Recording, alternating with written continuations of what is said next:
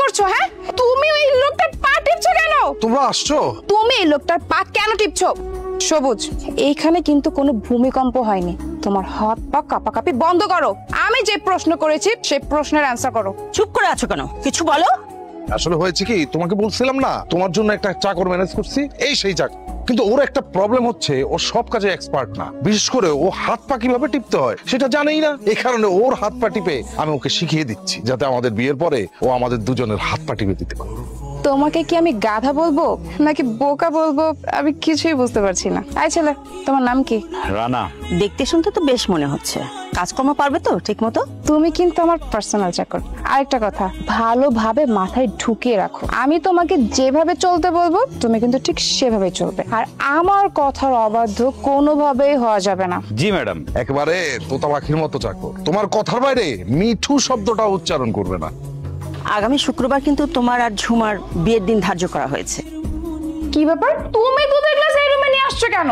এই গ্লাসটা তো আনার কথা ছিল আমার অ্যাসিস্ট্যান্ট, মানে আমার চাকরের। তোমাকে দিয়ে কেন পাঠিয়েছে? ও একটু লাজুক।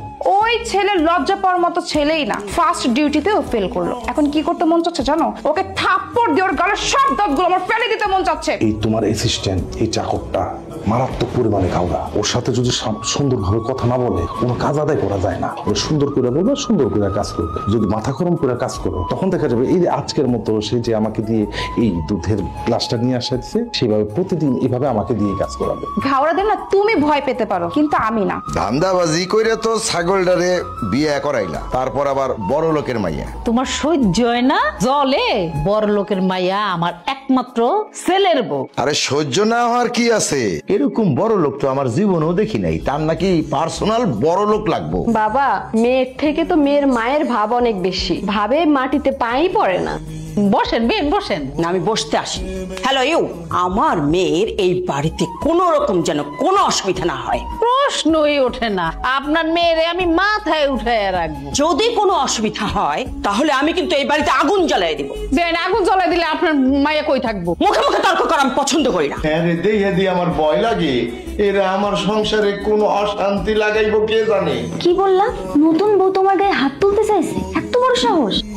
জামাই বাবাজি, তোমার কথা শুনে তো আমার কাছে মনে হইতেছে পায়ের নিচের মাটি সরে যাইতেছে। আমি আগেই জানতাম ওই মায়া ভালো না, কারণ যে মেয়ে বিয়ের আগে চাকরের শর্ত দেয় সে আর যাই হোক ভালো হইতে পারে না। বাবা, কিন্তু সমস্ত বউয়ের মন পাওয়ার জন্য অতিরিক্ত বাড়াবাড়ি করতেছে। কোনো বাড়াবাড়ি সহ্য হবে না। তোমার ছোট ভাইকে এমন শিক্ষা দেবো শুয়ের মতো সোজা হয়ে যাবে। দুলা ভাই, আপনি আমার বাঁচান। জুমা তো আমার কাছে অনেক কিছু ডিমান্ড করতেছে, ডিম, দুধ, কফি, তারপর খাসির মাংসের গুণা খিচুড়ি। আমি এগুলো কই পাবো? আপনি আমার বলেন তো। আমি চাকর না। দুলা ভাই, আমি সরি দুলা ভাই, আপনি আমার দুলা ভাই, আপনি কিভাবে কেন চাকর হইতে যাবেন? আসলে একটু বেশি ভাব নিতে যায় উল্টা পাল্টা কথা বলে ফেলছে। আপনি কিছু মনে করেন না, আমার মাফ করে দেন দুলা ভাই। ওরে কোন ভাবে অখুশি করা যাবে না। সে হলো আমার সোনার ডিম্পার হাঁস।